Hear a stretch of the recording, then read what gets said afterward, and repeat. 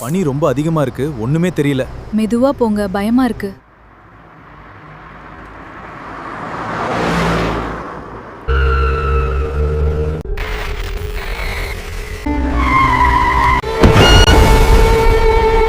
எனக்கும் ஒரு லிஃப்ட் கொடுப்பீங்களா? யாருமே இல்லாம கருகும்முன்னு இருக்கிற மூணாரோட எஸ்டேட் வழிபாதையில நைட்டு ஒரு வடமாநிலத்தை சேர்ந்த ஒரு ஃபேமிலி அவங்களோட கார்ல வேகமா போயிட்டு இருக்காங்க. பனி படர்ந்து பக்கத்துல யார் இருக்காங்கன்னு கூட தெரியாம அவங்களோட காரோட வெளிச்சம் கூட பத்தாத அளவுக்கு இருக்கிற அந்த ரோட்ல அவங்க ஏதோ பார்த்து பயந்து பின்னாடி திரும்பி பார்த்துட்டு போயிட்டு இருக்காங்க. காருக்குள்ள ஆஃப் பண்ணி வச்சிருக்கிற எஃப்எம்ல இருந்து திடீர்னு வினோதமான ஒரு சத்தம் கேட்க ஆரம்பிக்குது. இதை பார்த்த உடனே அவங்களும் பயந்து போய் காரை நிப்பாட்டி அது உத்து கவனிச்சுட்டு இருக்க சமயத்துல எனக்கும் லிஃப்ட் கொடுக்க மாட்டீங்களான்னு சொல்லி ஒரு சத்தம் கேட்குது. இதை கேட்ட உடனே அந்த கார் கொடுக்குற எல்லாருமே கதற ஆரம்பிக்கிறாங்க.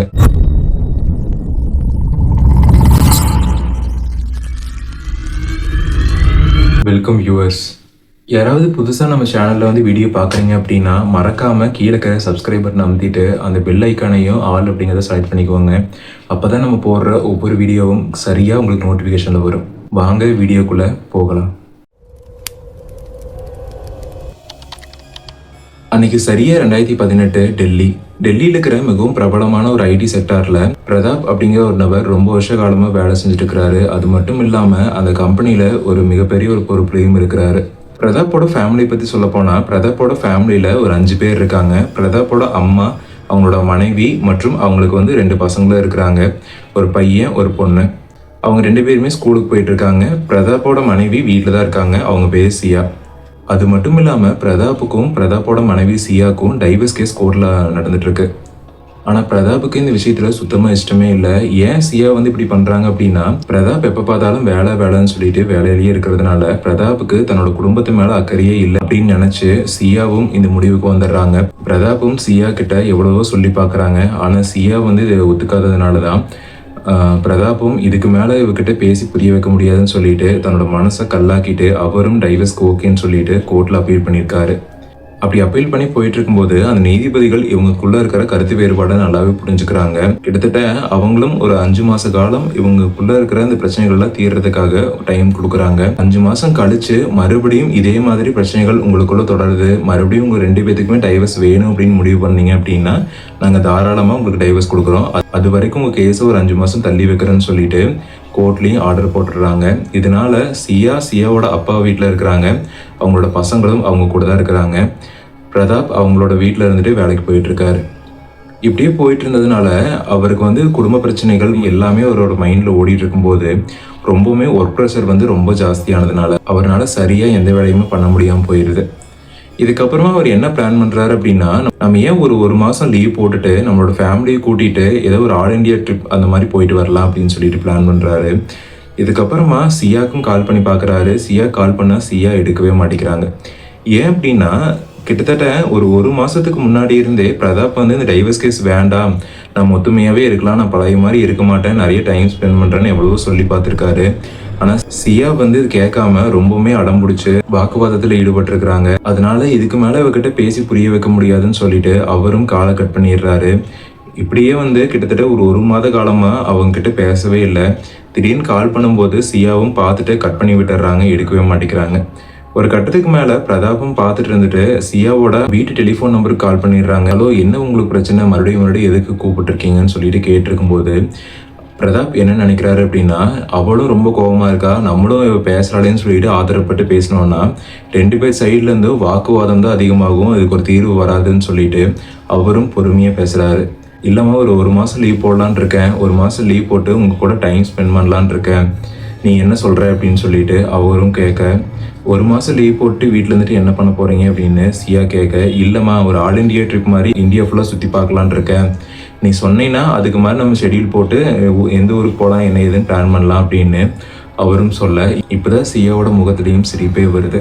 அவங்களும் நான் யோசிச்சு சொல்கிறேன்னு சொல்லிட்டு டக்குன்னு காலையும் கட் பண்ணிடுறாங்க. சரியாக அவங்க பசங்களுக்கும் லீவ் வர்ற டைம் ஆயிடுது. கிட்டத்தட்ட ஒரு 10 நாள் ஆயிடுச்சு. சியாவோட ஃப்ரெண்டு கர்நாடகாவில் இருக்காங்க. அவங்களுக்கு கால் பண்ணி கர்நாடகாவில் சுற்றி பார்க்கறதுக்கு ஏதாவது ஏரியா இருக்கா, என்னோட ஹஸ்பண்ட் வந்து கால் பண்ணியிருந்தாரு, ஒரு மாதம் லீவ் போட்டு ஆல் இண்டியா ட்ரிப் மாதிரி எங்கேயாவது போகலாம் அப்படின்னு சொல்லி சொன்னார் அப்படின்னு சொல்லவும், அவங்களுக்கும் இவங்களோட ஃபேமிலியில் இருக்கிற பிரச்சனைகள்லாம் தெரிஞ்சதுனால இது ஒரு நல்ல சான்ஸ், நீ வந்து இது பயன்படுத்திக்கோ, உன்னோட மனசில் இருக்கிற கஷ்டத்தையெல்லாம் அவர்கிட்ட சொல்லு, அவரும் அவரோட மனசில் என்ன நினைக்கிறாரு அப்படிங்கிறத நீயும் தெரிஞ்சுக்கோ, டைவர்ஸ் அப்ளை பண்ணி உங்கள் 2 பேர்த்தோட வாழ்க்கையும் கெடுத்துக்கிறது மட்டும் இல்லாமல் உங்களோட பசங்களோட வாழ்க்கையும் கேள்விக்குறியாக்கிறாதீங்க அப்படின்னு அவங்களும் சொல்கிறாங்க. இதுக்கப்புறமா ஓகே அப்படின்னு சொல்லிட்டு சியா அவங்க கிட்ட பேசிகிட்டு இருக்கும்போது, கர்நாடகாவில் சுற்றி பார்க்கறதுக்கு நிறைய இடம் இருக்குது, அது மட்டும் இல்லாமல் கேரளா தமிழ்நாட்டிலையும் நிறைய இடம் இருக்குது, சுற்றி பார்க்கறதுக்கு இங்கே பஞ்சமே இல்லை, தாராளமாக நீங்கள் இங்கே வரலாம் அப்படின்னு சொல்லிட்டு அவங்களோட ஃப்ரெண்டு சொல்லிட்டு இருக்கும்போது, ஓகே நான் பிரதாப் கிட்ட நான் கேட்டுட்டு சொல்கிறேன் அப்படின்னு அவங்களும் காலை கட் பண்ணிடுறாங்க. இதுக்கப்புறமா சியா பிரதாப்புக்கு கால் பண்ணுறாங்க.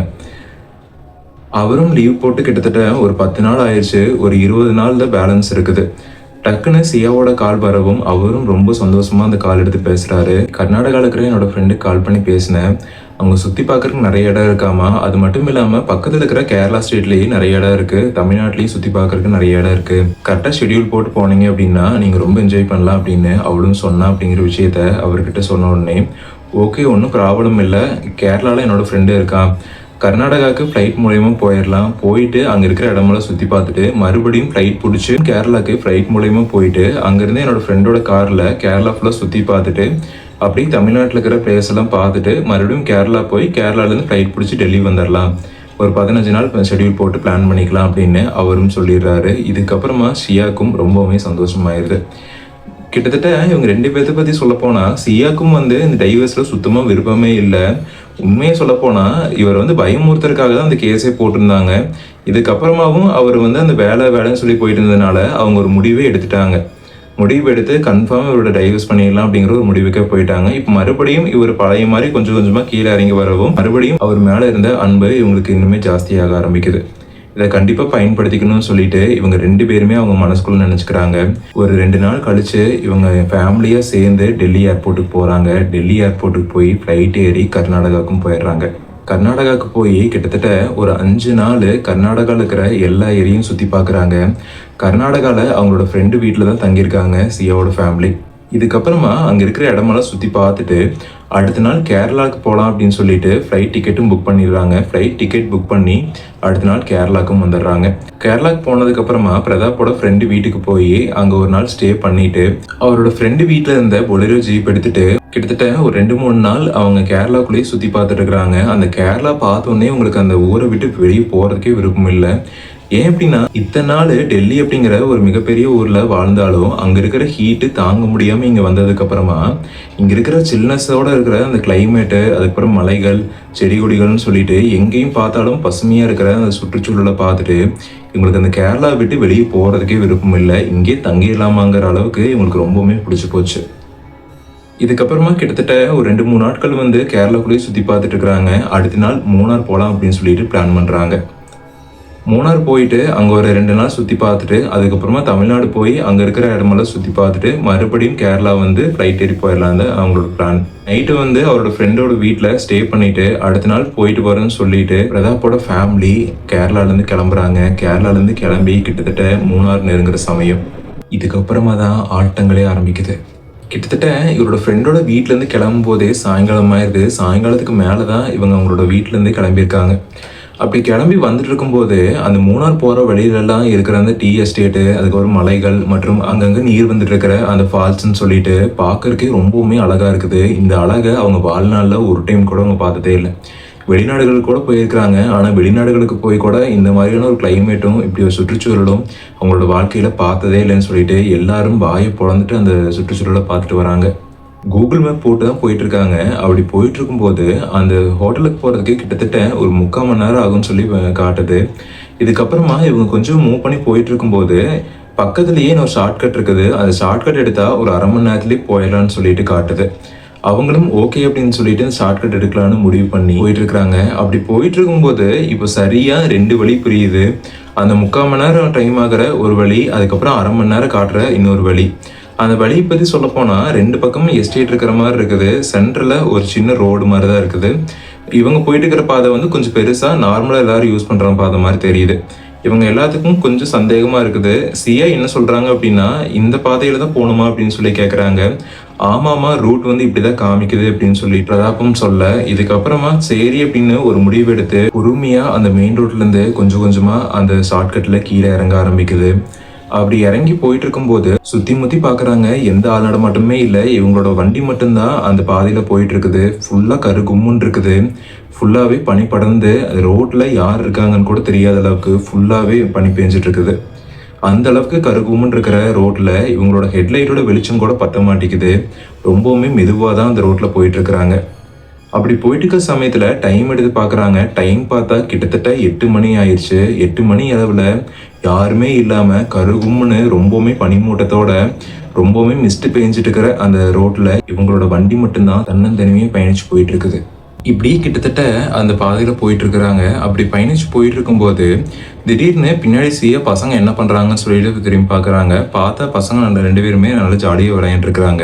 இவங்களும் முன்னாடி திரும்பி ரோட்டை பார்த்துட்டு இருக்கிறாங்க. அப்படி பார்த்துட்டு இருக்கும்போது பிரதாப் என்ன சொல்றாரு அப்படின்னா, ரோட்ல எதுவுமே தெரிய மாட்டேங்குது, ஃபுல்லாவே பனிமூட்டமா இருக்கிறதுனால எதுவுமே தெரிய மாட்டேங்குதுன்னு இவரும் சொல்லிட்டு இருக்கும்போது சியாவும் ரொம்பவுமே பயமா இருக்குதுங்க, பார்த்து வண்டி ஓட்டுங்க அப்படின்னு சொல்லிட்டு இருக்காங்க. அப்படி ஓட்டிட்டு இருக்கிற சமயத்துல திடீர்னு கொஞ்சம் தூரத்துல ரோட்டு ஓரத்துல யாரும் நின்றுட்டு இருக்கிற மாதிரியான ஒரு விஷயம் இவங்க 2 பேர்த்துக்குமே தெரியுது.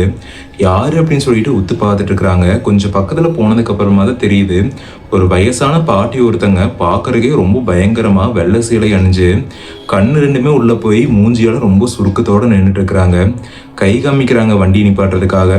சியா என்ன சொல்றாங்கன்னா, யாருங்க இந்த பாட்டி இந்த நேரத்துல கை காமிச்சு நின்று இருக்கிறாங்க அப்படின்னு கேட்க, பிரதாப்பும் இந்த சமயத்துல தெரியாத இடத்துலலாம் வண்டியை நிப்பாட்டக்கூடாதுமா, பசங்க வேற இருக்காங்கன்னு சொல்லிட்டு அவரும் வண்டியை நிப்பாட்டாம கொஞ்சம் வேகமாவே அந்த பாட்டியை கடந்து வந்துடுறாங்க. அந்த பாட்டியும் எதுவும் பேசாம அதே இடத்துல நின்றுட்டு இருக்கிறாங்க. இவங்களும் அதுக்கப்புறமா அந்த பாட்டி என்ன பண்றாங்கன்னு சொல்லிட்டு சென்டர் மிரர்ல பேக் சைடு பார்த்துட்டு இருக்கிறாங்க. அப்படி பார்த்துட்டு இருக்கும்போது திடீர்னு அந்த பாட்டி நடுரோட்டுக்கு வந்து நின்று இவங்க காரையை உத்து பார்த்துட்டு இருக்கிறாங்க. இவங்களுக்கும் என்னென்னு புரியாம ஒரு பதற்றத்தோடய அந்த பாதையில பயணிச்சு போயிட்டு இருக்கும்போது திடீர்னு ஆஃப் பண்ணி வச்சிருக்கிற எஃப்எம் ஓட ஆரம்பிக்குது. இதை பார்த்த உடனே இவங்களுக்கும் தூக்கி வாரி போடுது, ரொம்பவுமே பயமா இருக்குது.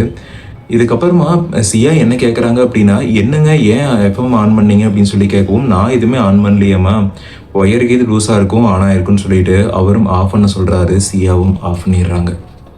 அப்படி ஆஃப் பண்ணதுக்கப்புறமா கிட்டத்தட்ட ஒரு 5 நிமிஷம் கழிச்சு திடீர்னு மறுபடியும் அதே பாட்டி ரோட்டு ஓரத்தில் நின்று லிஃப்ட் கேட்குறாங்க. இது பார்த்தோன்னே இவங்க 2 பேத்துக்கும் ரொம்பவுமே பயமாயிருது.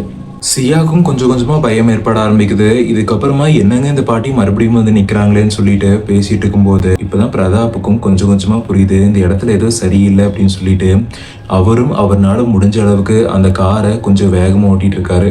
அப்படி ஓட்டிட்டு இருக்கும்போது திடீர்னு பின்னாடி உட்காந்துருந்த பையன் என்ன சொல்றான் அப்படின்னா, ரோட்டு வாதில் நின்றிருந்த பாட்டி எதுக்காக நம்ம பின்னாடி சீட்ல உட்காந்துருக்காங்கன்னு சொன்ன உடனே அவங்க 2 பேருமே ரொம்ப பயத்தோட சியா பின்னாடி திரும்பி பார்க்குறாங்க. எதுவுமே இல்லை. மறுபடியும் பிரதாப் சென்டர் மிரர்ல பார்க்கும்போது அந்த ரோட்டு வாதில் நின்றிருந்த பாட்டி பேக் சீட்ல உட்காந்து இவரையும் முறைச்சு பார்த்துட்டு இருக்கிறத பார்த்த உடனே அவருக்கு கைகாலெல்லாம் நடுநடுங்கி போய் அதே இடத்துல பிரேக் போட்டு வண்டி நிப்பாட்டிடுறாரு. இதுக்கப்புறமா அவருக்கு ரொம்பவுமே பெருமூச்சு வாங்க ஆரம்பிக்குது. அவரும் ரொம்ப பயத்தோட பின்னாடி திரும்பி பார்க்குறாரு. பின்னாடி திரும்பி பார்த்தா அந்த இடத்துல யாருமே இல்லை.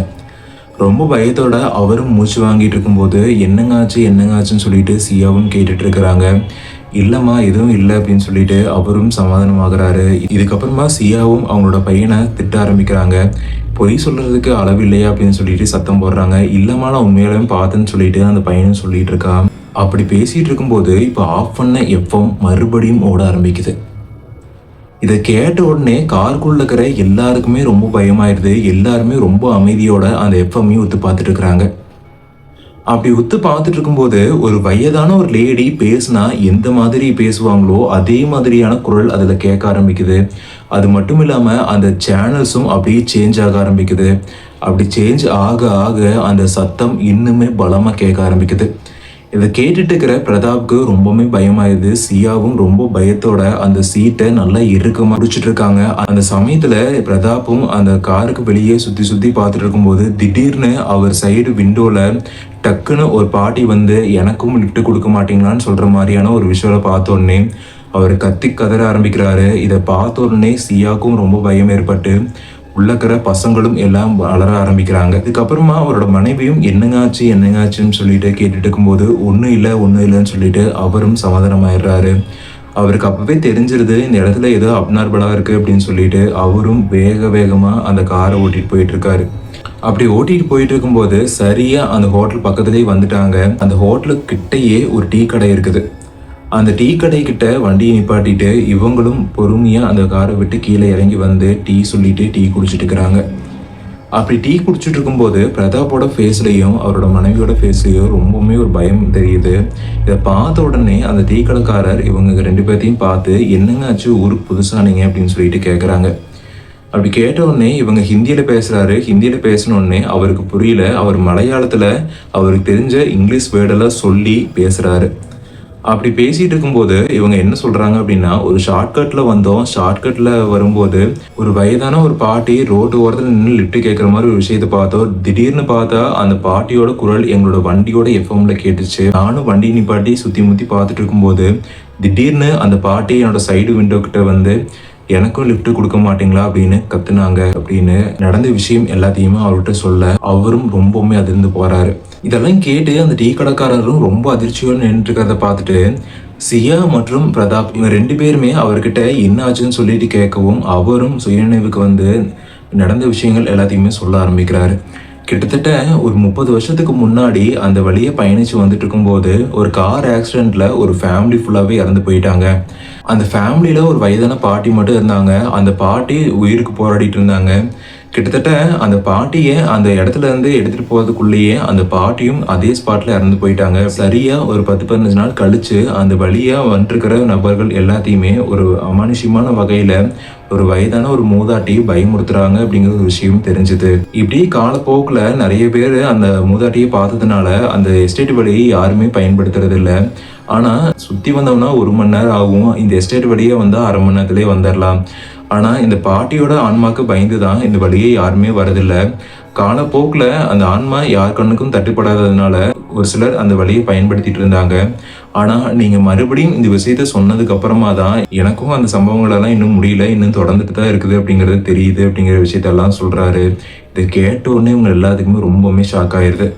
இதுக்கப்புறமா டீ குடிச்சு காசு கொடுத்துட்டு அவங்களும் கிளம்புறாங்க. கிளம்பும்போது அந்த நபர் என்ன சொல்கிறாரு அப்படின்னா, கொஞ்சம் பார்த்து பத்திரமா இருங்க, நாளைக்கு காலையில் ஏதாவது கோயிலுக்கு போய் சாமி கும்பிட்டு அதுக்கப்புறம் எங்கே போகணுமோ போங்க அப்படின்னு அவரும் சொல்லிடுறாரு. அவங்களும் ஒரு பயத்தோடையே ஹோட்டலில் அவங்க ஸ்டே பண்ண வேண்டிய ரூமுக்கும் போயிடுறாங்க. அவங்க ரூமுக்கு போனதுக்கப்புறமா பசங்க 2 பேருமே படுத்து தூங்கிடுறாங்க. இவங்க 2 பேர்த்துக்கும் தூக்கமே வரல. நைட்டு ஃபுல்லாக முழிச்சிட்டே தான் இருக்கிறாங்க. முழிச்சிட்டே இருக்கும்போது திடீர்னு அவங்க ரூமுக்குள்ளே அந்த ரேடியோவில் கேட்ட அதே குரல் கேட்குற மாதிரியான விஷயங்களை இவங்க கேட்குறாங்க. இதை கேட்ட உடனே இவங்களுக்கும் கொஞ்சம் பயம் ஏற்படுது. இதுக்கப்புறமா இது இவங்களோட கற்பனை அப்படின்னு நினச்சிட்டு இவங்களும் இந்த பயத்துலேருந்து வெளியே வர்றதுக்காக இவங்களோட டைவர்ஸ் கேஸை பற்றி பேச ஆரம்பிக்கிறாங்க. இவங்களோட வாழ்க்கையை மறுபடியும் தொடர்வதற்கான விஷயங்களை பற்றி பேச ஆரம்பிக்கிறாங்க. அப்படி பேசிகிட்டு இருக்கும்போது பிரதாப் என்ன சொல்கிறாரு அப்படின்னா, எனக்கு டைவர்ஸில் சுத்தமாக உடன்பாடே இல்லை. நீங்கள் என்னை வந்து ரொம்ப வலுக்கட்டாயப்படுத்தி என்னை டைவர்ஸ்க்கு அப்ளை பண்ண சொன்னதுனால தான் நானும் அப்ளை பண்ணேன். எனக்கு உன்னோட சேர்ந்து வாழணும்னு தான் ஆசை.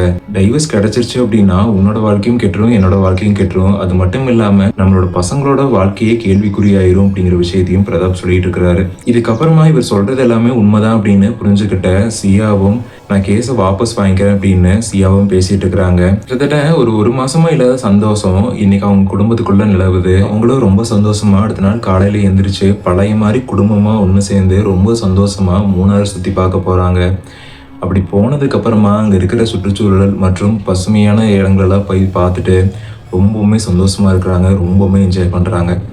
இதுக்கப்புறமா மறுபடியும் அவங்க ஹோட்டலுக்கே வந்து ஒரு நாள் ஸ்டே பண்ணிட்டு மறுபடியும் தமிழ்நாட்டுக்கு போய் சில இடங்களெல்லாம் சுற்றி பார்த்துட்டு கேரளாக்கு ரிட்டர்ன் வராங்க. அப்படி கேரளாவுக்கு வந்து பிரதாப்போட ஃப்ரெண்டு வீட்டுக்கு போய் அவரோட காரை ஒப்படைச்சிட்டு அடுத்த நாள் காலையில் டெல்லிக்கும் கிளம்பி போகிறாங்க. டெல்லி கிளம்பி போனதுக்கப்புறமா இப்போது பிரதாப் மற்றும் பிரதாப்போட மனைவி பசங்க எல்லாருமே சேர்ந்து பிரதாப்போட வீட்டுக்கே வந்துடுறாங்க. இப்போ எல்லாருமே ரொம்ப சந்தோஷமாக இருந்திருக்கிற சமயத்தில் சரியாக அன்னைக்கு நைட்டு ஒரு 2 மணி அளவில் அவங்க பசங்களோட ரூமுக்குள்ளே ஒரு சத்தம் கேட்குது. பிரதாப்போட வீட்டில் பிரதாப்போட அம்மாவுக்கு தனி ரூம் மற்றும் பிரதாப் மற்றும் அவரோட மனைவி 2 பேருமே சேர்ந்து ஒரு ரூமில் இருக்கிறாங்க. பிரதாப்போட பசங்களுக்கு தனியாக ஒரு ரூம் ஒதுக்கி இருக்கிறாங்க. அந்த ரூம்ல திடீர்னு ஏதோ சத்தம் கேட்குற மாதிரியான விஷயத்த பிரதாப் உணர்ந்து எந்திரிச்சு வராரு. லைட் எல்லாம் ஆஃப் ஆகிருக்குது. லைட்டை போட்டுட்டு அந்த ரூம்குள்ளே போய் சுற்றி முற்றி பார்த்துட்டு இருக்கிறாரு. எதுவுமே இல்லை. சரி பசங்க தான் ஏதோ கேம் விளையாண்டுருக்காங்களான்னு சொல்லிட்டு எல்லா டாய்ஸையும் எடுத்து பார்த்துட்டு இருக்கிறாரு. எல்லாமே ஆஃபில் தான் இருக்குது. பசங்க நல்லா படுத்து தூங்கிட்டு இருக்காங்க. எந்த டாய்ஸ் எடுத்து விளையாண்டதுக்கான அறிகுறியும் இல்லை. சரி, எங்கேருந்து சத்தம் வருதுன்னு சொல்லிட்டு அவரும் டோரை க்ளோஸ் பண்ணிட்டு அவரோட ரூமுக்கு போகிற வழியில் மறுபடியும் அந்த ரூமுக்குள்ளே இருந்து ஏதோ ஒரு முழங்குற மாதிரியான சத்தம் கேட்குது. இதை கேட்ட உடனே இவருக்கும் கொஞ்சம் சந்தேகமாகுது. இதுக்கப்புறமா அவரும் பொறுமையாக சத்தமே இல்லாமல் அந்த டோர் பக்கத்தில் போயிட்டு காதை அந்த டோரில் வச்சு கேட்டுட்டு இருக்காரு. அப்படி கேட்டுட்டு இருக்கும்போது சரியா அன்னைக்கு மூணார்ல அந்த காருக்குள்ள இருக்கிற எஃப்எம் ரேடியோல கேட்ட அதே குரல் இந்த ரூமுக்குள்ளேருந்து வருது. இது பார்த்த உடனே அவருக்கு ரொம்பவுமே பயமாயிருது. கைகாலெல்லாம் அப்படியே நடுங்க ஆரம்பிக்குது. என்ன பண்றதுனே தெரியாம அவர் முழிச்சிட்டு இருக்கும்போது திடீர்னு இவருக்கு பின்னாடி வந்து யாரோ தொடுறாங்க. திரும்பி பார்த்தா அவரோட மனைவி. இதை பார்த்த உடனே அவருக்கும் ரொம்பவே பயமாயிருது. அவங்களும் என்னாச்சுன்னு சொல்லிட்டு சத்தமா கேட்குறாங்க.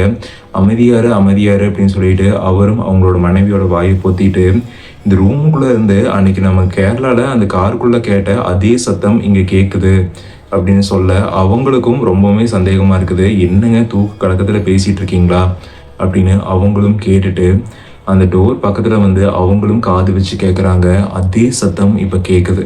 இதை பார்த்த உடனே இவங்க 2 பேத்துக்கும் ரொம்ப பயமாயிருது. இதுக்கப்புறமா அவங்க 2 பேருமே ஒரு தைரியத்தை வர வச்சுட்டு பொறுமையாக அந்த டோரை ஓப்பன் பண்ணுறாங்க.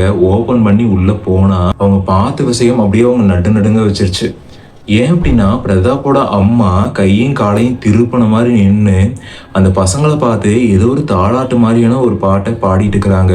இதை பார்த்தோன்னே அவங்க 2 பேத்துக்கும் ரொம்பவுமே ஷாக்கிங் ஆயிடுது. பார்க்கறக்கே ரொம்பவுமே பயமுறுத்தும் வகையில் ரொம்பவுமே பயங்கரமான வகையில் அந்த கை காலையும் திருப்பிட்டு நின்றுட்டுருக்குறாங்க. இதுக்கப்புறமா அம்மா அம்மான்னு சொல்லிட்டு பிரதாப்பும் அவங்க பக்கத்தில் போயிட்டு இருக்கும்போது சொல்லுப்பா அப்படின்னு சொல்லிட்டு டக்குன்னு கழுத்தை திருப்புறாங்க. பார்த்த உடனே பிரதாப்புக்கு அப்படியே ஈரக்குலையும் நடுங்கி போயிடுது. அந்த அளவுக்கு ரொம்ப பயமாயிருது. இதுக்கப்புறமா அவங்களும் ஓடி வந்து வெளியே கதவை சாத்திடுறாங்க. கதவை சாத்திட்டு அந்த கதவை படம் தட்ட ஆரம்பிக்கிறாங்க. தட்டின உடனே பசங்களும் அப்படியே எந்திரிச்சிடுறாங்க. எந்திரிச்சு பார்த்தா அவங்களோட பாட்டி நார்மலாக தான் இருக்கிறாங்க. என்ன பாட்டி இந்த நேரத்தில் இங்கே என்ன பண்ணிட்டு இருக்கீங்கன்னு சொல்லிட்டு அவங்க பாட்டிக்கிட்ட நார்மலாக பேசுகிற மாதிரியான சத்தம் வெளியே அவங்களுக்கு கேட்குது. இது கேட்ட உடனே இவங்களுக்கும் ரொம்ப சந்தேகமாயிருது. மறுபடியும் டோர் ஓப்பன் பண்ணி பார்க்குறாங்க. பார்த்தா அவங்களோட அம்மா நார்மலாக தான் கொண்டிருக்கிறாங்க. இதை பார்த்த உடனே இவங்களுக்கும் ரொம்பவுமே ஷாக்கிங்காக இருக்குது. அப்போ நம்ம பார்த்தது எல்லாமே கற்பனையா அப்படின்னு சொல்லிட்டு பிரதாப் பேசிகிட்டு இருக்கும்போது அது எப்படி கற்பனையாகும், நீங்கள் பார்த்துருந்தீங்கன்னா ஓகே நானும் பார்த்தனே அப்படின்னு சொல்லிட்டு சியாவும் சொல்ல இவங்க 2 பேர்த்துக்குமே ஒரு சந்தேகம் ஏற்படுது. இதுக்கப்புறமா இந்த இடத்துல என்னமா பண்ணுறீங்க, வாங்க தூங்க போகலான்னு சொல்லிட்டு ஒரு தைரியத்தை வர வச்சுட்டு பிரதாப்பும் அவங்க அம்மா கிட்ட போய் அவங்க அம்மா கையை பிடிச்சி தூக்கி அவங்களோட பெட்ரூம் கூப்பிட்டு வராரு. அப்படி கூப்பிட்டு வந்து அவங்கள உட்கார வச்சுட்டு மறுபடியும் அந்த டோருக்கு வெளியே வந்து அந்த டோரை சாத்தினதுக்கப்புறமா அதே சத்தம் மறுபடியும் அந்த ரூம்குள்ளேருந்து கேட்குது. இதை கேட்ட உடனே அவங்க கன்ஃபார்ம் பண்ணிடுறாங்க. அந்த ஆன்மா தான் நம்ம அம்மா கூட பூந்துருச்சுன்னு சொல்லிட்டு அவங்க கன்ஃபார்மே பண்ணிடுறாங்க. இதுக்கப்புறமா அடுத்த நாள் காலையில் பசங்களுக்கும் ஸ்கூல் ஸ்டார்ட் ஆகிடுது. பசங்க 2 பேர்த்தையும் ஸ்கூலுக்கு அனுப்பி விட்டுட்டு டெல்லியிலேயே இருக்கிற மிகவும் பிரபலமான பேயோட்டுற ஒரு ஆள்கிட்ட அவங்க அம்மாவை கூப்பிட்டு போகிறாங்க. அப்படி கூப்பிட்டு போன உடனே அவங்க அம்மா அந்த இடத்துக்குள்ளேயே போக மாட்டேங்கிறாங்க, கத்த ஆரம்பிக்கிறாங்க. அது மட்டும் இல்லாமல் அந்த எஃப்எம்ல கேட்ட அதே கரகரன்னு இருக்கிற அந்த வயதான லேடி வாய்ஸ் இப்போ நல்லாவே கேட்க ஆரம்பிக்குது. இதை கேட்ட உடனே இவங்க 2 பேத்துக்குமே ரொம்பவுமே பயமாயிருது. அந்த இடத்துல இருக்கிற சாமியாரும் அந்த ஆன்மாவை கட்டுப்படுத்தி அந்த ஹோமத்தில் கூப்பிட்டு வந்து உட்கார வைக்கிறாரு. அப்படி கூப்பிட்டு வந்து உட்கார வச்சதுக்கு அப்புறமா சில மந்திரங்கள்லாம் சொல்லி திருநீரெல்லாம் போட ஆரம்பிச்ச உடனே அவங்க அம்மாவோட உடம்புல இருக்கிற ஆன்மா துடிக்க ஆரம்பிக்குது. அவங்க அம்மாவோட வயசு கிட்டத்தட்ட ஒரு 70 வயசு ஆயிடுச்சு. அவங்க அம்மாவுக்கு 70 வயசான ஒரு மூதாட்டிக்குள்ள இன்னொரு மூதாட்டியோட ஆன்மா பூந்துருக்குது. இதை பார்த்துட்டு ரொம்பவே மனசுடைஞ்சு போய் சியாவும் பிரதாப்பும் கண்கலங்கி நின்றுருக்குறாங்க. இதுக்கப்புறமா அந்த சாமியார் இவங்க 2 பேர்த்தையுமே வெளியே போக சொல்லிடுறாரு. வெளியே போக சொன்னதுக்கப்புறமா பல பூஜைகள் எல்லாத்தையுமே நடத்த ஆரம்பிக்கிறாரு. அப்படி நடத்தினதுக்கப்புறமா ஒரு வழியாக அந்த உள்ளே இருக்கிற ஆன்மாவையும் பேச வைக்கிறாரு. அந்த ஆன்மா என்ன சொல்லுது அப்படின்னா மலையாளத்தில் பேசுது. அந்த சாமியாருக்கும் மலையாளம் தெரிஞ்சிருக்கு. அவரும் மலையாளத்தில் பேசுகிறாரு. மலையாளத்தில் பேசும்போது அந்த ஆன்மா என்ன சொல்லுது அப்படின்னா என்னோட குடும்பத்தை நான் பார்த்துக்கணும், என்னோட குடும்பம் எனக்கு வேணும்னு சொல்லி அந்த ஆன்மா கத்த ஆரம்பிக்குது. உன்னோட குடும்பம் இது கிடையாது, இது இவங்களோட குடும்பம், இந்த அம்மாவை விட்டு வெளியே வந்துருன்னு சொல்லி அந்த ஆன்மா கிட்ட பேச, இல்லை இது என்னோட குடும்பம் தான் அப்படின்னு பேசிகிட்டு இருக்குது அந்த ஆன்மா. இல்லை உன்னோட குடும்பம் இது இல்லை அப்படின்ட்டு அந்த சாமியார்னு சொல்லிட்டு இருக்கும்போது பிரதாப்புக்கு அப்போ தான் ஒரு யோசனை வருது. அந்த டீ கடைக்காரர் சொன்ன விஷயங்கள் எல்லாமே பிரதாப்புக்கு ஞாபகம் வருது. இதுக்கப்புறமா பிரதாப்பும் போய் அந்த சாமியார்கிட்ட நடந்த விஷயத்தெல்லாம் சொல்ல ஆரம்பிக்கிறாரு. அப்படி சொல்ல ஆரம்பிச்சதுக்கு அப்புறமா இதெல்லாம் அங்கே கவனிச்சு கேட்ட அந்த சாமியாரும் பிரதாப் சொன்ன விஷயத்தை எல்லாமே அந்த ஆன்மா கிட்ட சொல்ல அந்த ஆன்மா கண்ணுலேருந்து அப்படி பொலன்னு தண்ணி வர ஆரம்பிக்குது. இல்லை இதுதான் என்னோட குடும்பம், இதுதான் என்னோட குடும்பம் அப்படின்னு சொல்ல ஆரம்பிக்குது. அப்படி சொன்னதுக்கு அப்புறமா அந்த சாமியார் என்ன கேட்குறாரு அப்படின்னா, இதுதான் உன்னோட குடும்பம் சொல்கிறையே, இந்த குடும்பத்தில் இருக்கிற நபர்களோட பேர்லாம் சொல்லு அப்படின்னு சொன்னதுக்கப்புறமா அந்த குடும்பத்தில் இருக்கிற நபர்களோட எல்லாத்தோட பேரையும் சொல்லுது. சரி அவங்களோட பிறந்த தேதியெல்லாம் சொல்லு அப்படின்னு சொன்ன உடனே அந்த உடம்பை விட்டு துரத்தணும்னு நீ நினச்சின்னா உன்னை அழிச்சிருவேன்னு சொல்லிட்டு அந்த ஆன்மா இவரை மிரட்ட ஆரம்பிச்சதுக்கு அப்புறமா அவரும் ஒரு வழியா அந்த ஆன்மாவை கட்டுப்படுத்தி அந்த ஆன்மாவை சாந்தப்படுத்தி அந்த உடம்புல இருந்து வெளியேற்றி இருக்கிறாரு. இதுக்கப்புறமா பிரதாப்போட அம்மாவும் நார்மல் ஆயிடுறாங்க. அந்த சாமியாருக்கும் நன்றி சொல்லிட்டு பிரதாப் மற்றும் சியாவோட மாமியார்னு சொல்லிட்டு 3 பேருமே அவங்களோட வீட்டுக்கு போயிடுறாங்க. இந்த ஆன்மா அவங்களோட உடம்பு விட்டு போனதுக்கு அப்புறமா கிட்டத்தட்ட 20-25 கிலோ வெயிட் கம்மி ஆயிடுச்சு. இதுக்கப்புறமா அவங்களோட பாடி கண்டிஷனும் ரொம்பவும் வீக் ஆகிட்டு இருக்கு. அது மட்டும் இல்லாமல் அப்படியே ஒரு 10 நாள் போயிட்டு இருக்கிற சமயத்தில் திடீர்னு ஒரு நாள் மர்மமான முறையில் அவங்க அம்மாவும் இறந்து போயிடுறாங்க. இதுக்கப்புறமா அவங்க அம்மாவுக்கு நடத்த வேண்டிய சடங்குகள் எல்லாரையும் செஞ்சு முடிச்சிடுறாங்க. கிட்டத்தட்ட ஒரு 2 மாத காலமாக அவங்க அம்மா இறந்த துயரத்துலேருந்து அவங்க யாருமே வெளியே வரவே இல்லை. இவங்க தங்கியிருந்த வீடு இவங்க சொந்த வீடு தான். அவங்களோட அம்மாவோட நினைவுகள் அந்த வீட்டில் தொடர்ந்து இருந்ததுனால கிட்டத்தட்ட ஒரு வருட காலம் வேற வீட்டில் மாறி இருக்கிறாங்க. இதுக்கப்புறமா நடந்த விஷயங்கள் எல்லாமே கொஞ்சம் மறந்து போயிடுது. மறுபடியும் அவங்களோட பழைய வீட்டுக்கே நார்மலாக வாழ ஆரம்பிக்கிறாங்க. இதுக்கப்புறமா அவங்க 3ஆவது சைடு வரவே இல்லைன்னு சொல்லப்படுது. இந்த ஸ்டோரியிலேருந்து புரிஞ்சுக்க வேண்டிய விஷயம் என்ன அப்படின்னா, நம்ம முன்னாடின்னு சொல்லிட்டு இருக்கிற மாதிரி இந்த ஷார்ட்கட்லாம் யூஸ் பண்ணுறதுக்கு முன்னாடி யார்கிட்டயாவது ஒரு வார்த்தை கேட்டுட்டு ஷார்ட்கட் இருக்கிறது தெரிஞ்சாலுமே இந்த பாதை நம்ம யூஸ் பண்ணலாமா, இந்த பாதை கரெக்டு தானா, சரியான பாதை தானா, எந்த ப்ராப்ளமும் இல்லையாங்கிற ஒரு வார்த்தை கேட்டுட்டு அந்த பாதையில் போயிட்டு வரணும் அப்படிங்கிறதுக்கு இந்த விஷயம் ஒரு எடுத்துக்காட்டு. உங்கள் வாழ்க்கையிலும் இந்த மாதிரி ஏதாவது அமானுஷ்யமான சம்பவங்கள் நடந்துருந்துச்சு அப்படின்னா மறக்காமல் கீழே டிஸ்கிரிப்ஷனில் கொடுத்துருக்குற இன்ஸ்டாகிராம் இல்லை அப்படின்னா மெசஞ்சர் லிங்கை கிளிக் பண்ணி ஃபாலோ பண்ணி அதில் வாய்ஸ் நோட் இல்லை அப்படின்னா சேட்டிங்கில் கூட பதிவிடலாங்க. மீண்டும் இன்னொரு அமானுஷ்யமான சம்பவத்தை சந்திக்கும் வரை தேங்க்ஸ் டு கூகுள்ஸ் இன்வெஸ்டிகேஷன்.